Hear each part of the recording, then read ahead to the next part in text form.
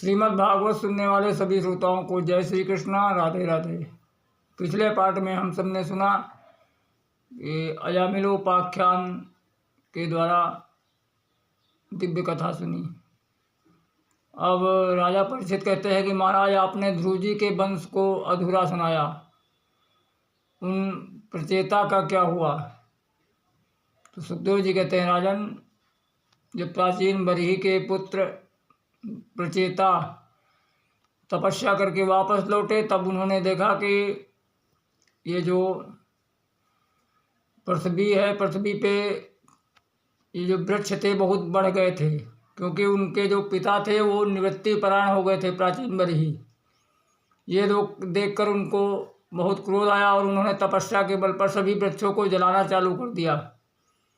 तो जब जलाना चालू किया तो चंद्रमा प्रकट हुए, क्योंकि चंद्रमा ब्राह्मण और वनस्पतियों के देवता हैं। इसके लिए उन्होंने कहा, प्रचेता, तुम ये इनको जलाना बंद कर दो और ये जो मैं तुमको एक कन्या देता हूँ, उसके साथ तुम ब्याह करो। और चंद्रमा ने मारिसा नाम की कन्या प्रचेता को दिया और प्रचेता ने उसके साथ ब्याह किया और उससे दक्ष उत्पत्ति हुई, दक्ष की उत्पत्ति हुई। ये दक्ष वो जो भगवान शंकर के का अपमान करके यज्ञ में विध्वंस हो गए थे, वही दोबारा इन्होंने प्राचेता के पुत्रों के रूप में जन्म लिया। और ये जो दक्ष थे, इनका नाम पड़ा प्राचेतस दक्ष। और इन्होंने पंचजन की कन्या अक्षनी से विवाह किया और इन्होंने 10,000 पुत्रों को जन्म दिया। और सभी को कहा कि जाओ पहले तपस्या करो और फिर बाद में गृहस्थ में प्रवेश करना। तो सब जब तपस्या करने जा रहे थे तो बीच में नारद जी मिल गए और नारद जी ने पूछा, कहाँ जा रहे हो? बोले, तपस्या करने जा रहे हैं। तो बोले, फिर क्या करोगे? बोले कि पिताजी का आदेश है, फिर गृहस्थ में प्रवेश करना है। तो नारद जी ने उनको उल्टा सीधे प्रश्न करके उनको भटका दिया और वो वापस लौटे ही नहीं। उन्होंने सोचा कि तुम गृहस्थ में पड़ोगे, सृष्टि करोगे और सृष्टि का तुमने अभी अंत देखा ही नहीं है, तो तुम सृष्टि क्यों करोगे? इसका पहले अंत तो देखो। इस प्रकार उल्टे सीधे सवाल करके उन सभी को बाबा बना दिया। वो वापस लौटे ही नहीं। तो जब इस बात की प्राचेतक दक्ष को खबर पड़ी, तब उनको क्रोध आया और उन्होंने फिर दोबारा 1,000 पुत्र उस अक्षनी से उत्पन्न किए।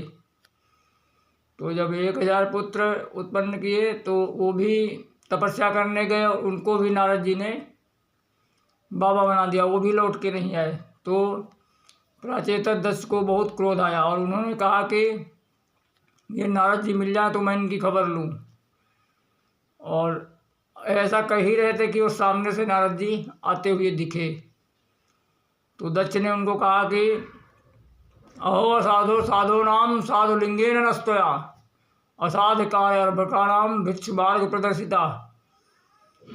दक्ष कहने लगा कि अरे असाधु, तुम साधु का भेष बनाकर घूम रहे हो और मेरे भोले भाले बच्चों को तुमने ये बाबा बना दिया, भिक्षुओं का मार्ग तुमने उनको दिखा दिया। जाओ, तस्मान लोकेस्ते मूढ़ न भवेत भ्रमता पदम। तुम्हारा एक जगह पे कहीं पैर टिके ही नहीं और तुम लोकांतर में ऐसे ही घूमते रहो। तो इस प्रकार जब श्राप दे दिया तो नारद जी ने सहर्ष स्वीकार किया। नारद जी के पास क्षमता थी उनका श्राप के बदले श्राप देने का, लेकिन नारद जी ने कुछ भी दक्ष को नहीं कहा, क्योंकि नारद भगवान संत हैं और वे संत सहनशील होते हैं, सहिष्णु होते हैं। तो इस प्रकार नारद जी चले गए और अब की बार दक्ष ने उस अक्षनी कन्या से, जो उनकी धर्मपत्नी थी, उससे 60 कन्याओं को जन्म दिया। तो 60 कन्याओं में 27 कन्या चंद्रमा को दे दिया और 13 कन्या धर्म को दिया और 10 कन्या कश्यप ऋषि को दिया, 2 कृतासु को दिया और 2 भूत को दिया तथा 2 कन्या तथा 4 कन्या नामधारी कश्यप को दिया। टोटल कन्या 60 हो गई। तो कश्यप जी के जो बहुत सी पत्नियां थीं, दिति, दनु, सुरसा, ये बहुत सी पत्नियों थी। तो उसमें जो दिति थी उनसे दैत्य पैदा हुए और जो अदिति थी उनसे देवता। तो दिति के बहुत से दैत्य पैदा हुए, उनमें एक बिटिया भी पैदा हुई जिसका नाम रखा रचना। और रचना का विवाह हुआ तुष्टा मुनि के साथ। तो रचना के 2 पुत्र पैदा हुए, सन्निवेश और विश्वरूप। तो एक बार क्या हुआ, जो इंद्र थे, इंद्र अपने सभा में नाच गाना में मस्त थे कि उसी समय ही इनके जो गुरु जी थे बृहस्पति जी आए और इंद्र ने उनका सम्मान नहीं किया। जब सम्मान नहीं किया तो गुरु जी को लगा कि इसको बहुत धन का मद हो गया है, इसके लिए गुरु जी चुपचाप वहाँ से खिसके और अंतर्ध्यान हो गए। अब जब देवगुरु बृहस्पति अंतर्ध्यान हुए तो इंद्र जब नाच गाना खत्म हुआ तो थोड़ी देर बाद देखा गुरुजी तो है नहीं, तो वो गुरुजी को ढूंढने लगा। अब अंतर्ध्यान हो गए, गुरुजी कहीं मिले नहीं। तो इंद्र ब्रह्मा के पास गए, बोले विधाता मुझसे गलती हो गई, मैंने गुरु का स्वागत नहीं किया, इसके लिए लगता है गुरुजी नाराज हो गए।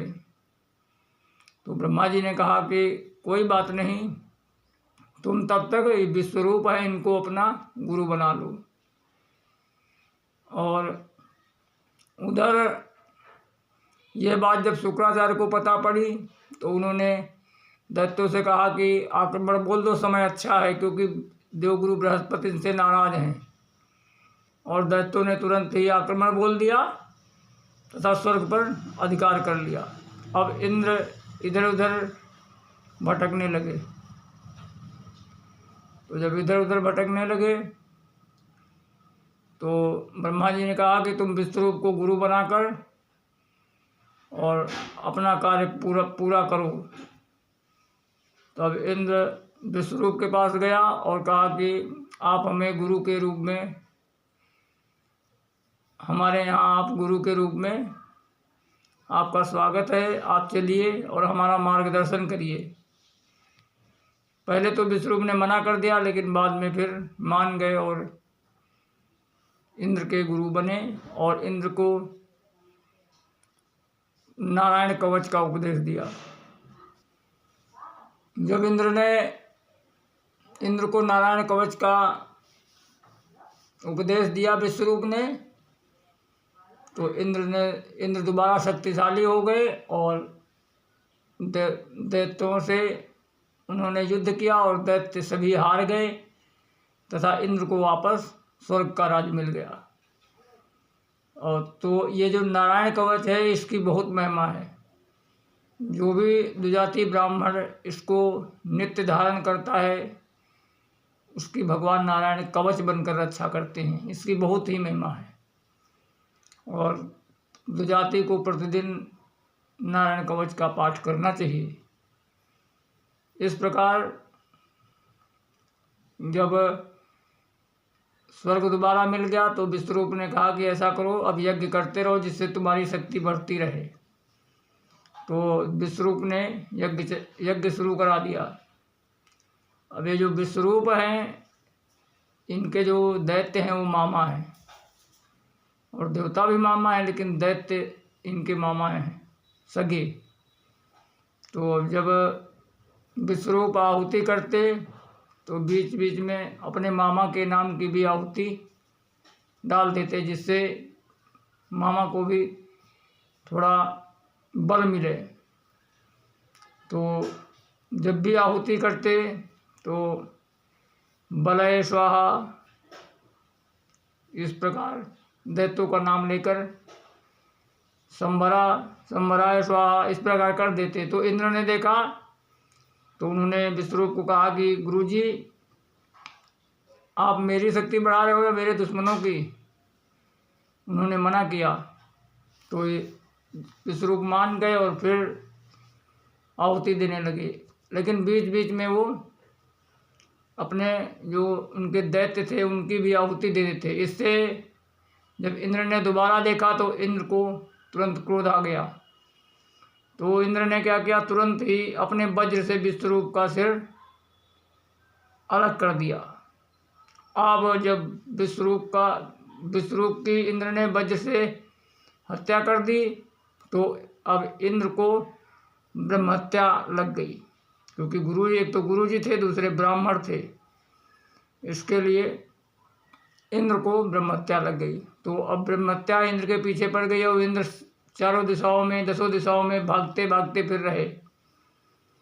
तो सभी देवताओं ने मिलकर कहा कि ये इंद्र तुम इस ब्रह्महत्या को 4 जगह बांट दो।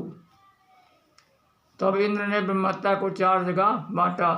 तो पहला हिस्सा इंद्र ने भूमि को दिया, और दूसरा हिस्सा जल को दिया, तीसरा हिस्सा वृक्षों को दिया, और चौथा हिस्सा स्त्रियों को दिया।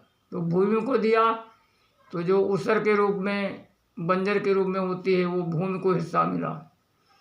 और बदले में भूमि ने मांगा कि मुझ पे जो भी प्राणी गड्ढा खोदे वो समय आने पे भर जाए। तो इंद्र ने तथास्तु कर दिया। और दूसरा जल को दिया, जो फेन के रूप में होता है, वो अस्पर्श होता है, अशुद्ध होता है। लेकिन जल ने कहा कि जितना भी जल कोई भी खर्च करेगा उतना ही जल और बढ़ता रहेगा। तो जल को भी निरंतर झरना के रूप में वरदान मिला कि जल कभी खत्म नहीं होगा। और तीसरा हिस्सा वृक्षों को मिला, वृक्षों को गोंद के रूप में, जो गोंद है ये ब्रह्महत्या का स्वरूप है। और वृक्षों ने कहा कि मुझे जो काटेगा वो अपने आप फिर दोबारा वहाँ से वृक्ष निकल आएगा। और चौथा हिस्सा स्त्रियों को, जो 4 दिन महीने में रजस्वला के मिलते हैं स्त्रियों को, तो वो उस समय अशुद्ध रहती हैं। इस प्रकार 4 जगह जब ब्रह्महत्या को बांट दिया तो इंद्र बच गए। अब लेकिन जो विश्वरूप के पिता थे तुष्टा मुनि, जब उन्होंने सुना कि मेरे बेटा की इंद्र ने हत्या कर दी है तो उनको क्रोध आया और उन्होंने एक यज्ञ चालू किया जिसमें इंद्र का शत्रु पैदा हो जाए। और मंत्र में त्रुटि होने के कारण वो वृत्तासुर पैदा हो गया।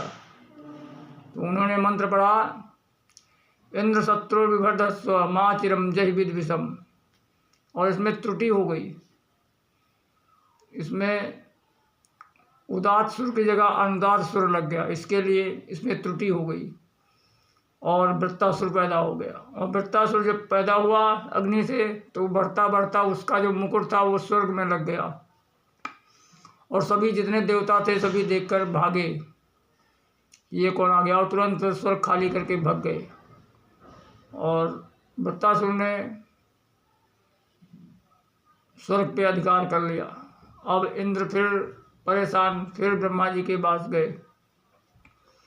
तो ब्रह्मा जी ने कहा कि भाई अब इसका उपाय कोई नहीं है, अब इसका उपाय एक ही है, तुम महर्षि दधीच के पास जाओ और उनसे उनकी हड्डियों को दान में मांगो और उससे ही वज्र बनेगा, तब ये वृत्तासुर मरेगा। तो इंद्र और सभी देवताओं को लेकर महर्षि दधीच के आश्रम में गए और उन्होंने लंबी चौड़ी दंडवत की। तो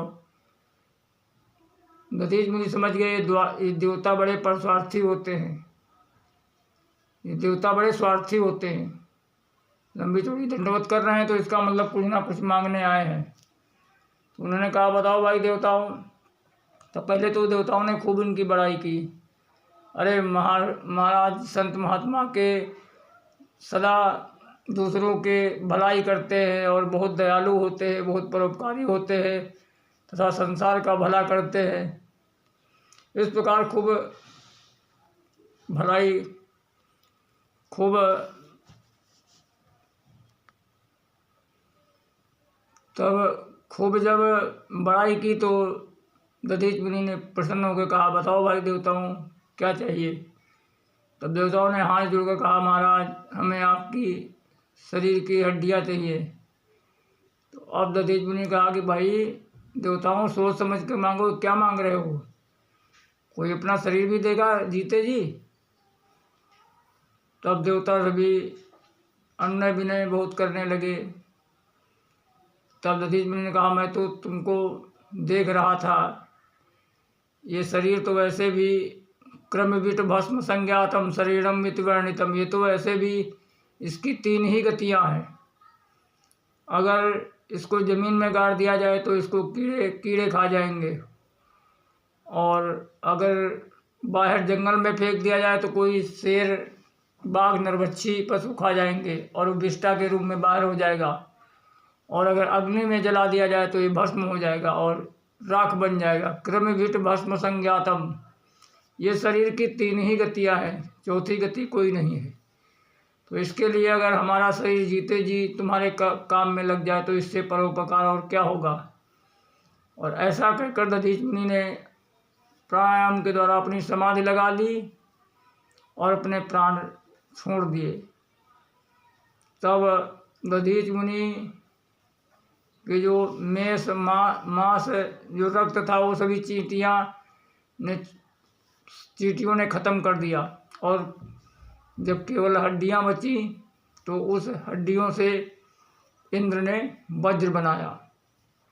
और जब इंद्र ने वज्र बनाया तो वही वज्र लेकर जब वृत्तासुर के सामने समरांगण में गया, तब युद्ध जब चालू हुआ तो जो ही वृत्तासुर ने इंद्र का वज्र देखा तो तुरंत ही जो वृत्तासुर था वो अपने अस्त्र छोड़ दिया, और अस्त्र छोड़कर उस इंद्र के वज्र में ही वृत्तासुर को भगवान वैकुंठनाथ के दर्शन होने लगे। जब दर्शन होने लगे तब वृत्तासुर ने समरांगण में ही हाथ जोड़कर इंद्र के सामने हाथ जोड़कर उस वज्र से वो प्रार्थना करने लगा और कहने लगा कि प्रभु, वृत्तासुर ने 4 श्लोकों में दिव्य स्तुति की। इसमें धर्म, अर्थ, काम और मोक्ष, ये चारों पुरुषार्थ हैं जो इन चारों श्लोकों में वृत्तासुर ने भगवान की दिव्य स्तुति की। वृत्तासुर कहता है कि अहम हरे तब पादैक मूल दासानुदासो भवितास्मि भूया मनः स्मरेत सुपते गुणास्ते गृहीत कर्म करोतु काया न नाक पृष्ठं न च पारमेष्टं न सार्वभौमं नरसाधिपत्यं न योगसिद्धिरपुनर्भवं वा सामञ्जसत्वां विरहैकान्ते अहं हरे तव पादैकमूल दासानुदासो भवितास्मि भूया। इस प्रकार वृत्तासुर ने 4 श्लोकों में दिव्य स्तुति की। अब इसकी व्याख्या अगले पार्ट में। जय श्री कृष्णा, जय श्री राधे।